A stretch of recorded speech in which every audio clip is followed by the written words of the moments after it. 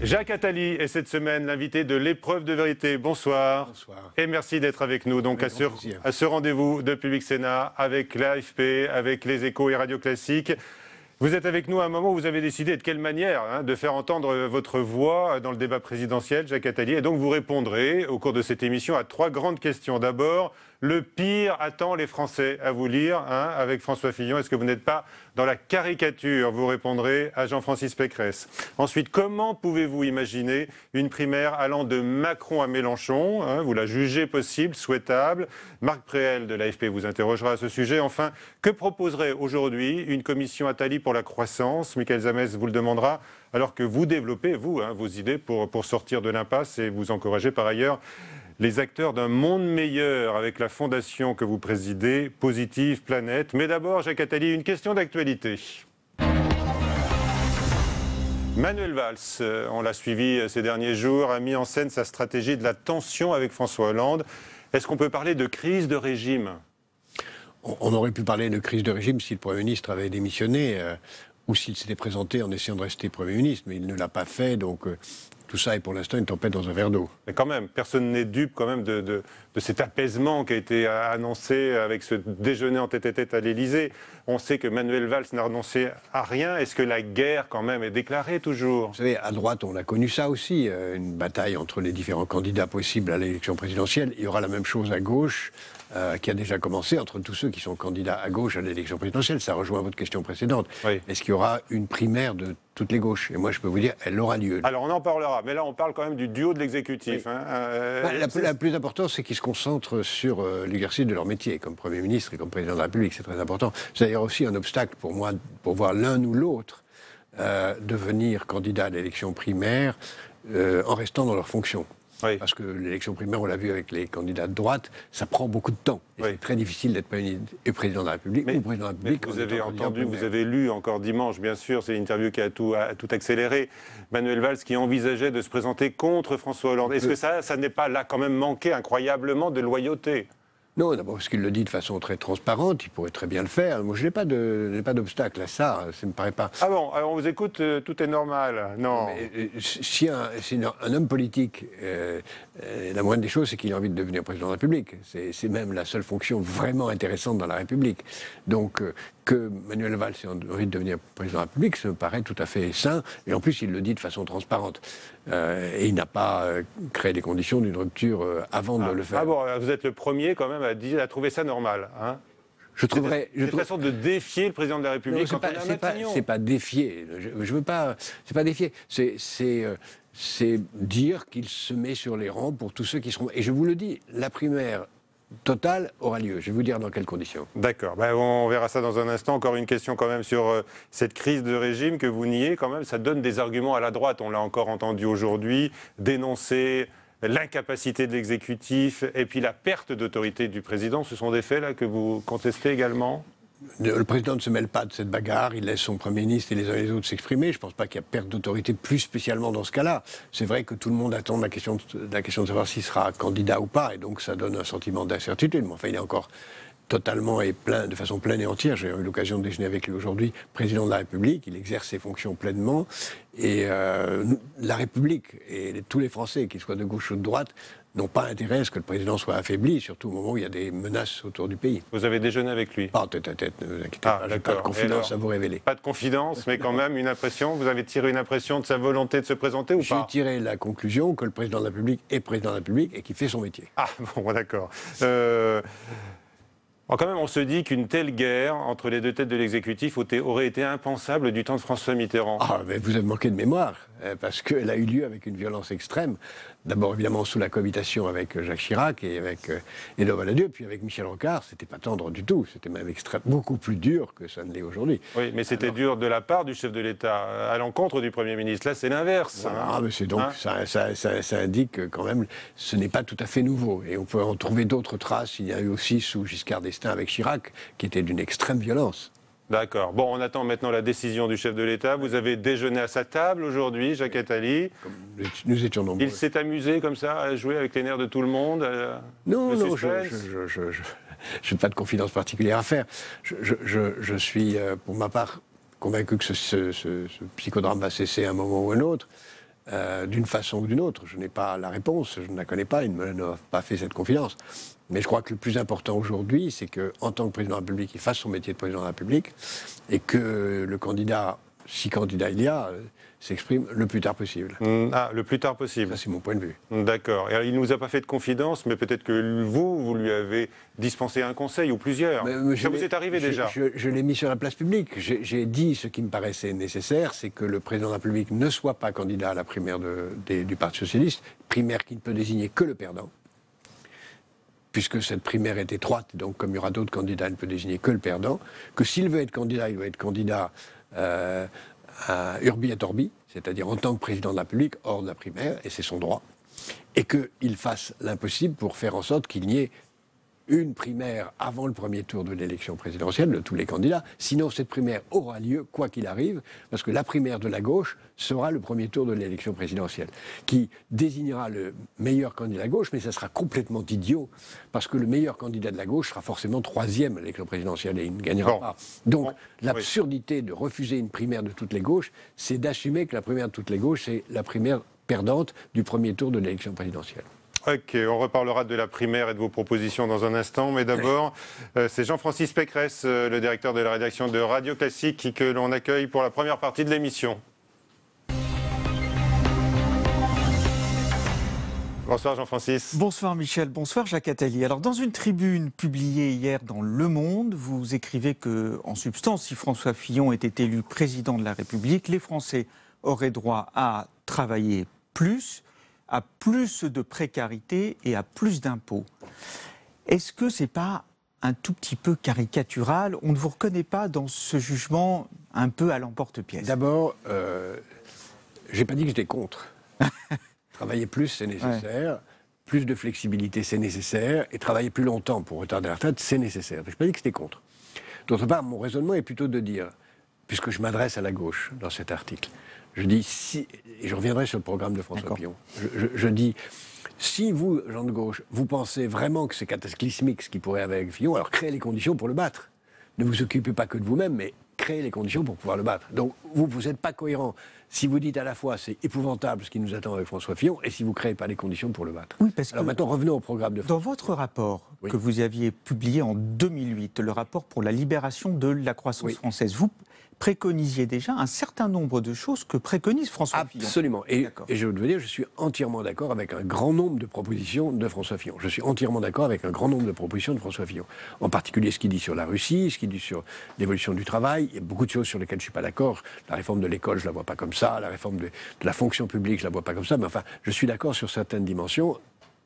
C'est d'autant plus amusant, si je peux rappeler ce souvenir, c'est que la commission que m'avait demandé de présider Nicolas Sarkozy. C'est pas Nicolas Sarkozy qui me l'a demandé, c'est François Fillon. C'est François Fillon. François Fillon m'a appelé pour me demander de présider cette commission. Et je l'ai fait en lui disant, je le fais avec grand plaisir, si c'est une commission bipartisane. Ensuite, Nicolas Sarkozy a co-signé la lettre de mission que m'a demandé François Fillon, qui avait eu l'idée. Et j'ai merveilleusement travaillé avec François Fillon dans l'exercice de ce rapport, dans sa préparation. J'ai eu tous les moyens pour travailler, ça s'est très bien passé. Et pendant les 5 ans où il a été Premier ministre, je venais le voir très souvent, où il m'appelait très souvent, pour voir dans quelles conditions ce rapport pouvait être mis en œuvre. Et j'ai toujours eu le senti avec lui et avec le président que c'était le président qui l'empêchait de mettre en œuvre le rapport, et que lui-même me disait très souvent « Ah, si je pouvais, je ferais tout de suite ». Je ne sais pas s'il l'aurait fait, mais en tout cas, j'ai senti quelqu'un qui avait véritablement l'envie de faire, au point même que je lui ai dit à plusieurs reprises « Vous devriez menacer de démissionner, c'est la seule façon pour un Premier ministre d'exercer ses responsabilités ».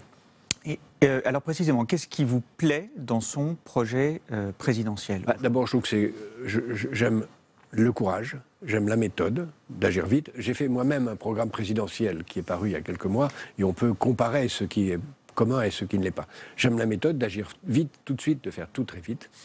J'aime le fait de proposer de créer les conditions d'égaliser les conditions de la retraite de tous les Français, d'augmenter la TVA plutôt que les impôts directs, de réduire les charges, de réduire l'impôt sur les sociétés. Tout ça, c'est exactement ce qu'il y a dans le programme Absolument. que j'ai présenté moi-même. C'est pour ça que j'étais un peu étonné de vous voir prendre position contre l'augmentation d'impôts, parce qu'il n'y a pas véritablement dans le programme précisément de François Fillon, en dehors de la TVA, d'augmentation d'impôts globalement. Et c'est pourquoi j'ai dit... Plutôt des baisses d'impôts. J'ai dit plutôt, si vous, gens de gauche, vous êtes dans ce discours, alors créez les conditions de vous y opposer. Sur ce point, je suis même aussi assez favorable, très favorable, parce que je le dis depuis très longtemps, c'est pas lui qui m'en a convaincu, à une autre attitude à l'égard de la Russie. Pour moi, ça fait 30 ans que je considère que la Russie fait partie de l'Europe, que c'est une absurdité de l'avoir isolée, c'est une grande erreur de la politique étrangère de l'actuel président et de son ancien ministre des Affaires étrangères que d'avoir participé à l'isolement de la Russie. C'est une immense erreur. Et donc je pense en effet que nos adversaires principaux sont à Mossoul et pas à Moscou, ni même à Damas, qui est un adversaire épouvantable et qui n'est pas le premier d'entre eux. Que, de ce point de vue, je suis d'accord avec lui. Je suis évidemment pas d'accord du tout avec lui sur toutes les questions de mœurs, sur la remise en cause de la loi Taubira. Je ne suis pas d'accord sur l'entrée subreptice du fait religieux dans la République, qui me paraît extrêmement dangereux, parce que si on... Le discours public, en tout cas. Oui, si on l'autorise aux catholiques, pourquoi le refuser aux musulmans, et ça créera, et aux autres religions, ça ouvre une boîte de Pandore extrêmement dangereuse. Vous avez voté la primaire de la droite ? Non. Vous auriez pu voter Fillon, hein ? J'aurais pu voter. Vous savez, c'est très compliqué, les gens de gauche, puisque je suis de gauche. Les gens de gauche ont pu voter pour Fillon pour battre Sarkozy, ce qu'ils ont fait, puis ensuite Juppé pour battre Fillon, ou voter pour Fillon. J'en connais dans les deux cas qui ont voté soit Juppé pour battre Fillon, ou Fillon parce qu'ils pensent que c'est le meilleur adversaire possible pour la gauche. Est-ce que vous ne craignez pas quand même qu'un rapprochement avec Vladimir Poutine pourrait se faire au détriment de l'Europe, et c'est ce que craignent notamment nos partenaires allemands ? Alors d'abord, pour continuer les compliments, j'aime beaucoup le discours de François Fillon sur l'Europe, et en particulier sur la nécessité de renforcer l'intégration avec l'Allemagne, la coopération sur 3 points qu'il propose. C'est tout à fait des choses que moi j'ai proposées depuis longtemps, et donc je suis d'accord. Il n'en a pas beaucoup parlé. Hein, il n'a pas beaucoup parlé, mais si je peux me permettre, c'est un peu aussi la faute de ceux qu'il a interrogés, puisqu'ils n'ont pas interrogé ni sur le climat, ni sur la révolution numérique, ni sur l'Europe. Étrange lacune. Mais pour moi, et c'est un sujet philosophique très important, pour moi, la Russie est en Europe. Il ne faut absolument pas faire la même erreur avec la Russie qu'on a fait avec la Turquie. La Turquie, on l'a isolée, et en réalité, ça a donné ce que ça donne, c'est-à-dire une dictature épouvantable qui, évidemment, n'est plus en Europe, qui a choisi... Si on fait la même chose avec la Russie, on aura le même résultat.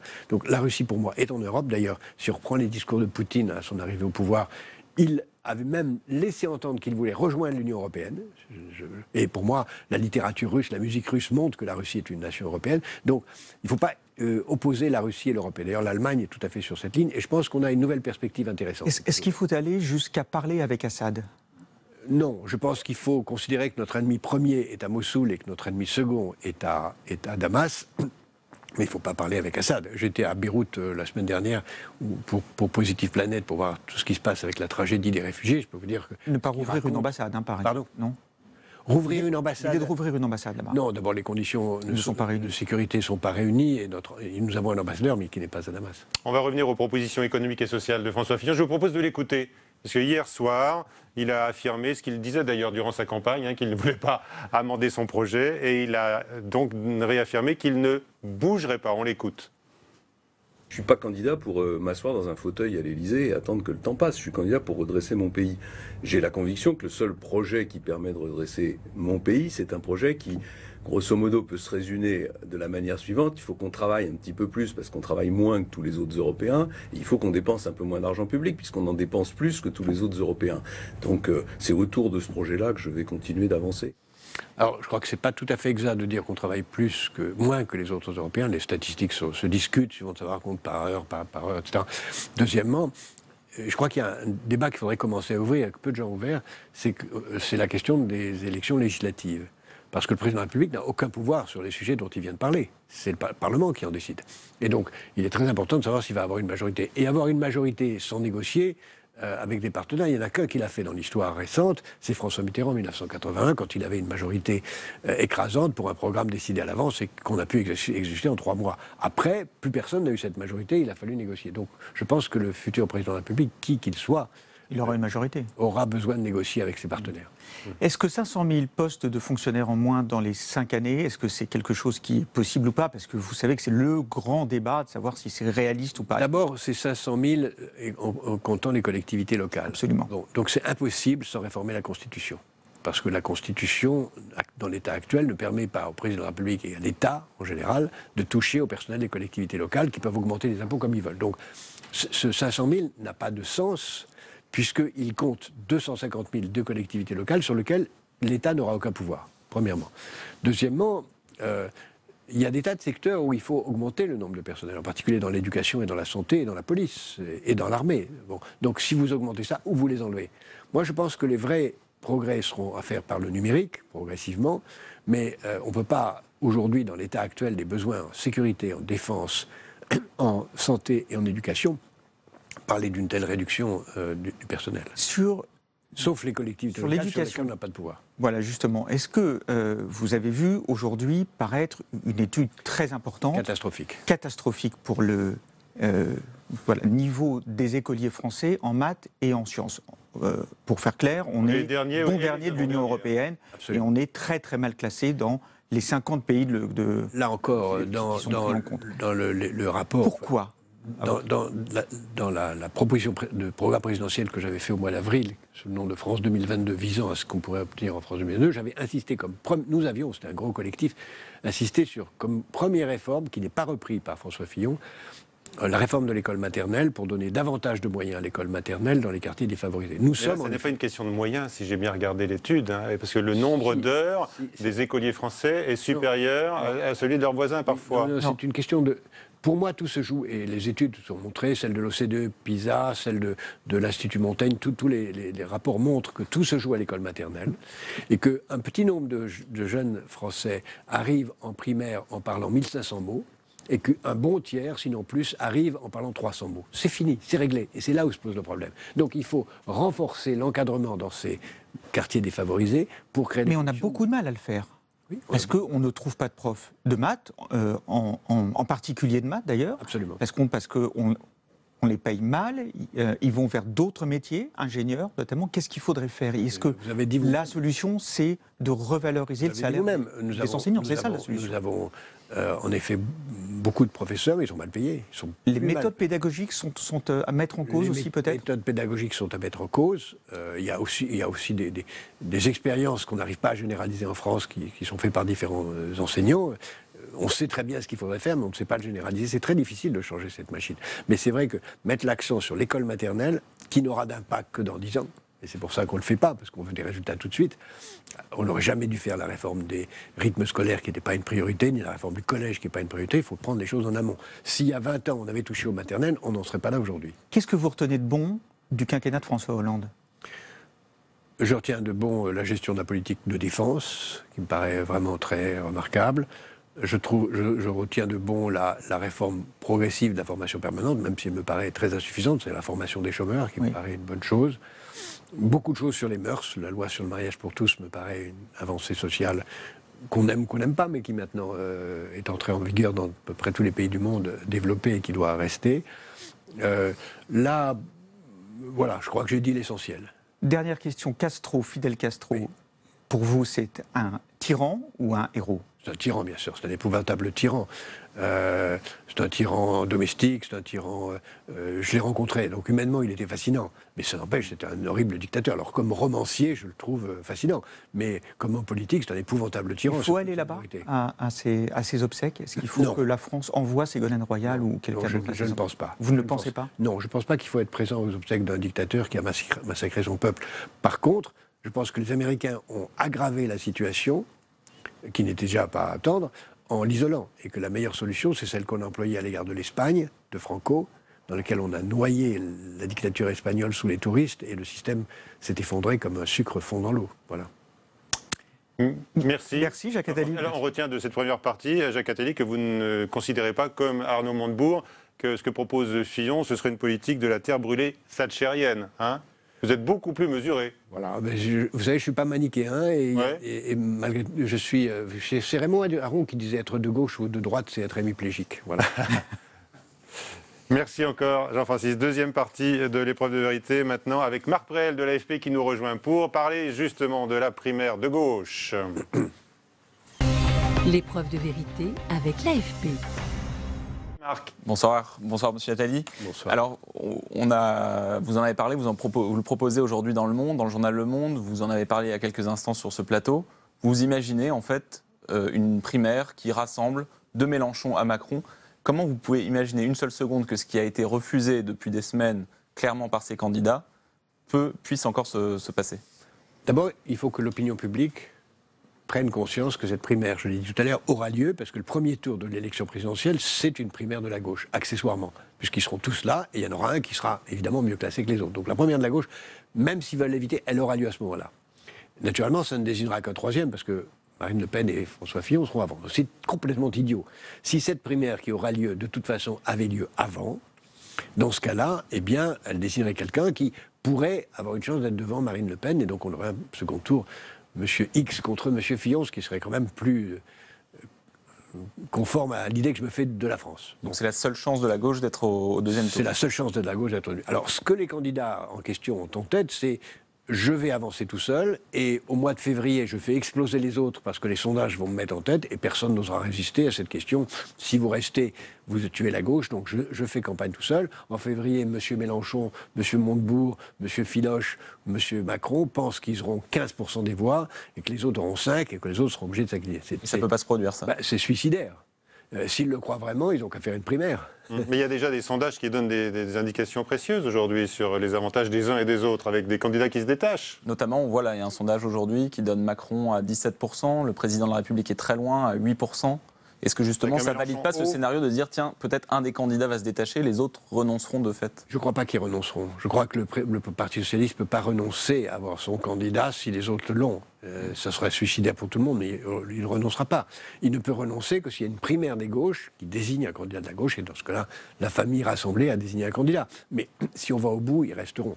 Alors, je voulais revenir sur quelque chose que vous avez expliqué, commencé à expliquer tout à l'heure, c'est que vous dites, certes, on vous suit, il faut rassembler la gauche pour être au premier tour, mais là, vous dites, la primaire socialiste qui se dessine avec François Hollande, Arnaud Montebourg, Benoît Hamon, finalement, il n'y a plus besoin de la faire. Pourquoi? Non, moi, je ne conseille pas. Non, je dis qu'il n'y a plus besoin de la faire parce qu'il faut une primaire d'ensemble. Oui, mais si cette primaire-là ne se fait pas, cette primaire d'ensemble qui probablement ne se fera pas, n'a pas lieu, est-ce que François Hollande doit renoncer à la primaire du UPS? Oui, mon conseil personnel, je ne dis pas que je serai suivi, mais c'est qu'il n'aille pas à la primaire, parce que cette primaire a 3 inconvénients pour le président de la République. Et pour le pays, parce que le pays m'intéresse plus que le président de la République. Premier inconvénient, le président de la République sera pris, ne pourra pas faire son boulot de président de la République, parce qu'il sera pris par des meetings un peu partout à une primaire. Deuxièmement, cette primaire, c'est du... Le quinquennat est un peu terminé quand même. Non, attendez, il y a énormément de travail, il se passe énormément de choses, et la situation exige un homme à la manette, aux manettes, c'est le président de la République. Deuxième conclusion, c'est complètement idiot de faire une campagne pour une primaire qui va désigner un perdant. Ça n'a aucun sens, c'est vraiment du temps perdu. Et troisièmement, je trouve que la fonction présidentielle impose d'être soit le candidat de toute une famille large rassemblée, soit un candidat tout seul. Donc moi je lui conseillerais d'être, je ne dis pas qu'il le fera, et je n'ai pas de confidence particulière, mais je conseillerais de ne pas être candidat à cette primaire, d'être candidat, s'il le souhaite, je ne sais pas s'il le sera, d'être candidat en dehors, en tant que président de la République. Et c'est le discours qu'on entend là, ces dernières heures. Alors voilà, vous n'êtes pas le seul à délivrer ce conseil, il y a des très proches du président, Stéphane Le Foll, qui ont aujourd'hui... Une fois, je ne me suis pas concerté avec personne. J'ai en effet déjeuné avec le président de la République, on a parlé tout à fait autre chose, on n'a pas parlé de ça une seconde. Mais c'est ce que je disais dans l'article de l'Express hier. À lui, du Monde hier, je ne lui conseille pas d'être candidat, comme je conseille aux autres, Mélenchon, Macron. Emmanuel est un ami très proche, je suis très fier d'avoir été à l'origine de sa carrière, et c'est un homme très intéressant, et je suis convaincu qu'il sera un jour président de la République. Je suis convaincu qu'il le sera un jour. S'il a la persistance d'accepter les défaites, d'apprendre, je suis convaincu qu'il le sera un jour. Vous lui demandez d'être patient? Je ne lui demande pas, je lui dis, je le sais d'ailleurs, parce que nous en avons souvent parlé, je pense qu'il espère être président cette fois-ci, mais je pense qu'il construit une vraie carrière et que c'est très courageux de sa part d'avoir, alors qu'il aurait pu faire tout à fait autre chose, d'avoir accepté de participer à la vie démocratique. Alors on va l'écouter. On va écouter également Jean-Luc Mélenchon, donc tout oppose, sauf le refus de la primaire, justement, que vous prenez, Jacques Attali. Mais donc chacun a choisi son cheminement personnel. On les écoute. Moi, je propose ma candidature. C'est le peuple qui va en disposer. Je ne demande la permission à personne. Je le fais hors cadre de parti. Je suis ouvert à tout le monde. Les organisations, les réseaux, mais les citoyens d'abord. Depuis 6 mois, tous les sondages montrent que la gauche n'existe pas au second tour. Je n'ai jamais été testé comme un candidat de gauche, mais comme un candidat de rassemblement, ce qui est mon projet. Et ce rassemblement progressiste, c'est celui auquel je crois. Et qu'en effet, je suis aujourd'hui, dans les sondages, au-dessus des candidats de la gauche. Mais je pense que la gauche n'a pas besoin de moi pour perdre. Oui, il dit ça, puis il dit le contraire, puisqu'il a aussi dit qu'il était un homme de gauche, donc il faut clarifier le discours. La vraie chance pour avoir un candidat de la gauche, parce qu'Emmanuel Macron peut dire ce qu'il veut, mais où il est candidat de la gauche, où il est candidat de nulle part. Et nulle part, c'est pas. Je pense pas, enfin peut-être que je me trompe, mais je pense pas qu'un candidat de nulle part puisse gagner l'élection présidentielle. Mais après tout, M. Trump a gagné en venant de nulle part, donc c'est pas, on peut pas exclure. Il peut y arriver. Juste sur l'écart entre. Mais je pense que le plus. Ce qui peut changer, c'est qu'une grande manifestation du pays et des gens de gauche exigent une primaire de toutes les gauches. J'ai lancé moi-même une pétition sur change.org, où il y a déjà presque 1000 personnes depuis quelques heures qui ont signé, pour que les Français demandent cette primaire de toutes les gauches. Et on peut même rêver... Dans la rue. Par Internet, c'est plus simple, plus élégant et plus discret.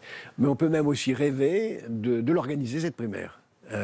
Sans les candidats, d'organiser une primaire sans que les candidats le soient. Pour souligner leur absence. Pour souligner leur absence et faire cette primaire Je voulais juste revenir citoyenne où les citoyens décident de voter pour les candidats. Non, ça y est, vous mettez les mains dans le cambouis, là. Non, je dis on peut imaginer, je dis pas que je vais le faire, on pourrait imaginer de faire ça. Ouais.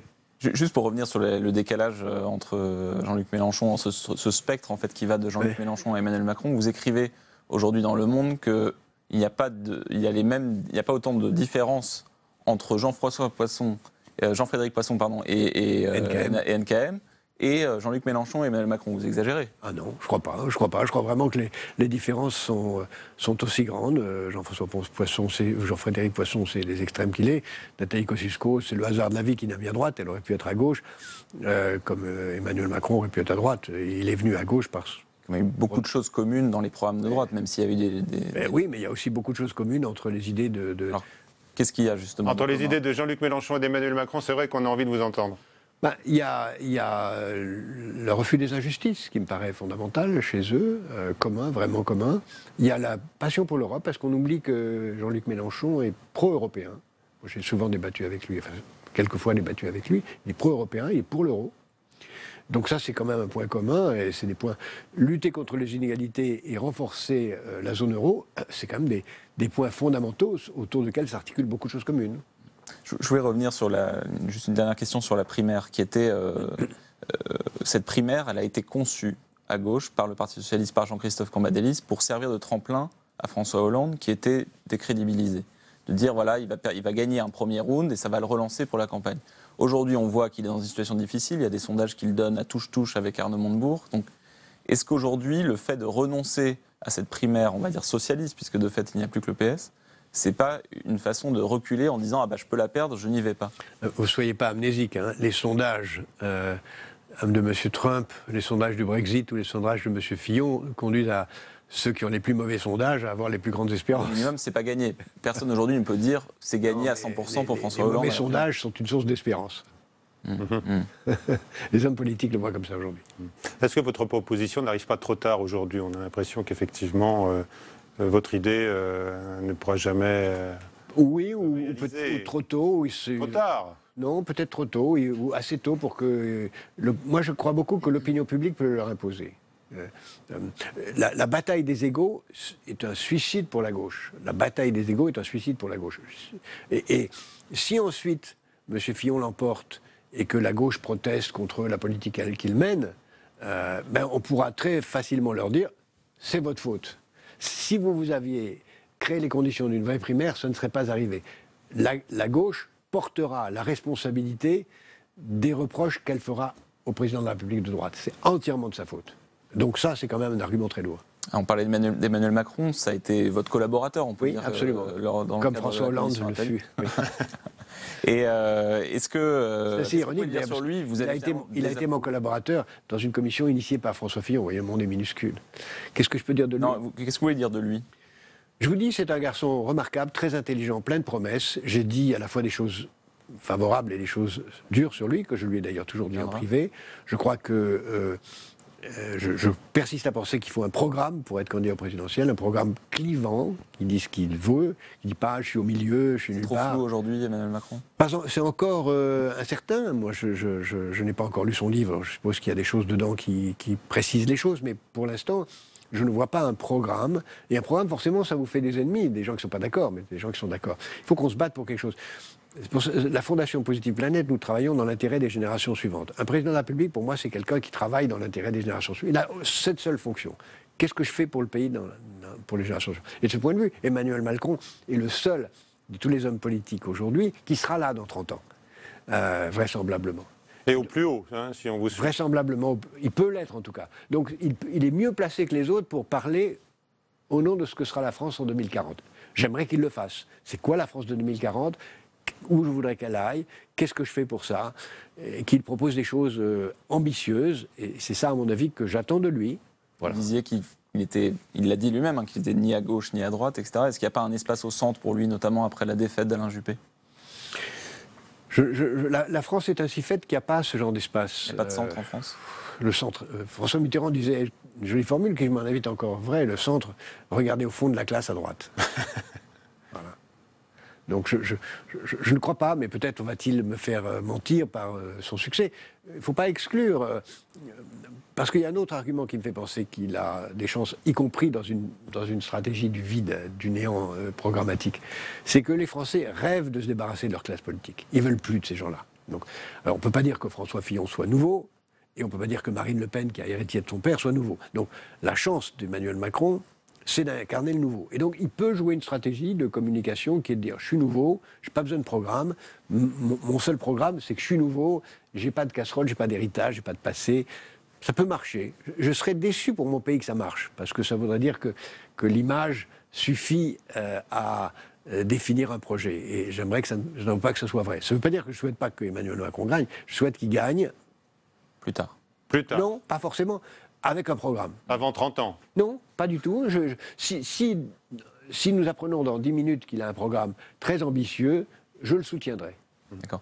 On a parlé du Front National. On a vu depuis la victoire de François Fillon que le FN avait décidé d'axer, on va dire, sa riposte contre François Fillon sur le côté la défense du modèle social face à un candidat libéral qui veut réformer, etc. Est-ce que vous ne craignez pas, j'allais dire, qu'elle incarne finalement l'opposition, la défense du modèle social français? Vous avez eu la gentillesse de citer mon article dans Le Monde, c'est ce que je dis. Aujourd'hui, dans la Bérésina de la gauche, Marine Le Pen incarne des idées qu'on retrouve d'ailleurs chez Mélenchon. Naturellement, je ne les compare pas. Mélenchon est un républicain, un démocrate. Mais qui est je vous protège de tout. Je vous protège des étrangers, je vous protège des terroristes, je vous protège des... Et là, aujourd'hui, elle dit je vous protège le modèle social que veut attaquer François Fillon. Je vous protège. Oui, normalement, c'est à la gauche. Marine Le Pen dit d'ailleurs, et son père l'a dit même, avec cette incroyable... superbe et cynisme, qu'ils étaient, je crois, le dernier parti de gauche en France, le Front National. Ça rappelle des souvenirs, le national-socialisme. Donc, je pense en effet qu'elle peut ramasser cette mise-là. La classe ouvrière peut très bien voter. François Fillon a le courage d'être impopulaire, ce qui pour moi est une qualité. Un homme d'État, c'est quelqu'un qui a le courage d'être provisoirement impopulaire. Donc c'est un courage.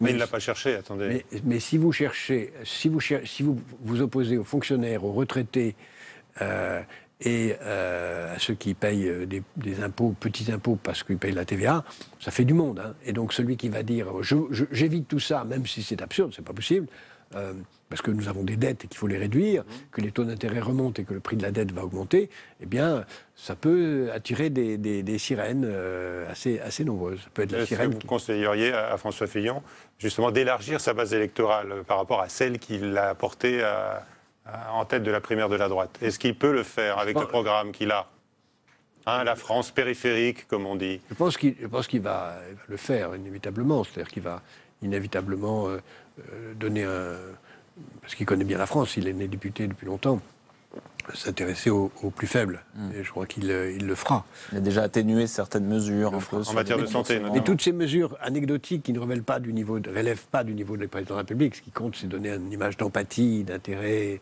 de préoccupation pour les plus pauvres. C'est pas sur une mesure sur le remboursement de telle ou telle chose que se jouera la présidentielle, je ne pense pas. Merci Marc. Dernière partie de l'épreuve de vérité. Maintenant avec Michael Zamès de Public Sénat qui nous rejoint.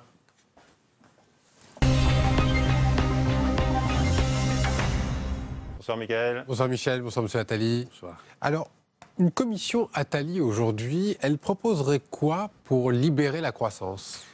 Ça existe dans mon livre collectif qui s'appelle Pour que la France réussisse, 100 jours pour que la France réussisse, que j'ai publié au mois de mai dernier, où nous avons proposé un programme, et j'en reprends l'essentiel dans ce livre Vivement après-demain, où j'essaie de tracer ce que sera le monde dans 15 ans et de donner quelques réformes majeures. Je crois que il y a beaucoup de choses. La priorité majeure, c'est donc de s'occuper des générations suivantes. La première réforme, c'est celle de l'école maternelle, dont je parlais tout à l'heure. Les deuxièmes portent sur la sécurité, le renforcement des moyens de la police, de la justice et de la sécurité. Je donne 10 mesures à la fin de ce livre majeures qui me paraissent du niveau présidentiel. Et ça permettrait de relancer la croissance ?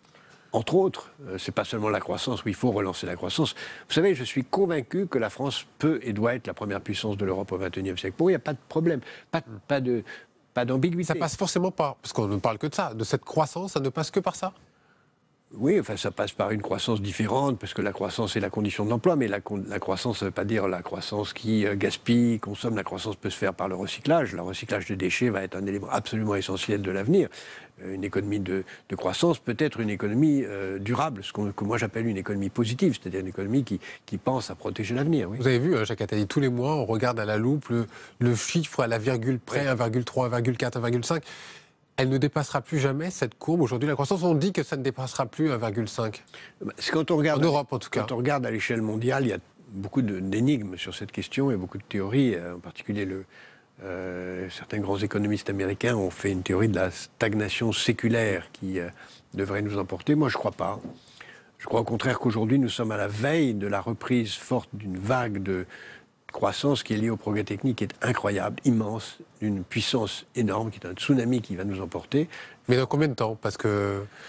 Est-ce qu'il y a urgence ? Je l'explique dans ce livre, dans les 15 ans, à condition qu'on en soit... Pour profiter de cette vague, il faut se former. 15 ans, ça veut dire que c'est 15 ans de purgatoire qui nous attend jusque-là ? Non, la formation, non. 15 ans de meilleur partage des richesses, 15 ans de libération des énergies, de création d'entreprises, d'innovation, de faire revenir les talents. Moi, je suis très inquiet. S'il y a un point négatif de la France aujourd'hui, peut-être un point aussi négatif du mandat de Nicolas Sarkozy et de François Hollande, c'est le départ des élites d'entreprise. J'aime pas trop le mot élite. C'est le départ des entrepreneurs. C'est une erreur, c'est de leur faute, c'est ça que vous êtes... Non, c'est de la faute des politiques. Les deux. On n'a pas su retenir ces personnes. On n'a pas su les retenir, on n'a pas su attirer assez d'étrangers, même si depuis quelque temps on crée beaucoup de start-up en France. Mais dès qu'une start-up se développe, pouf, elle part à l'étranger parce que la fiscalité est meilleure et les conditions pour le développement est meilleure. Donc on n'a pas trop à se vanter de créer des start-up si dès qu'ils ont atteint un certain niveau, ils s'en vont. Alors on a parlé de François Mitterrand tout à l'heure dans cette émission, vous aviez même cité certains de ses bons mots. On va l'écouter, François Mitterrand. Tiens, lors de son dernier 14 juillet à l'Élysée, en 1994, eh bien, la question du chômage déjà à l'époque, et puis déjà l'idée que ça va mieux. Je crois que la reprise est là et que le Premier ministre a raison de le dire, et le ministre de l'économie. Je crois aussi que la reprise de la croissance n'entraînera pas, comme on a pu le croire dans le passé, un véritable effondrement du chômage. Et alors, les deux notions ne sont pas identifiables. Des emplois sont créés.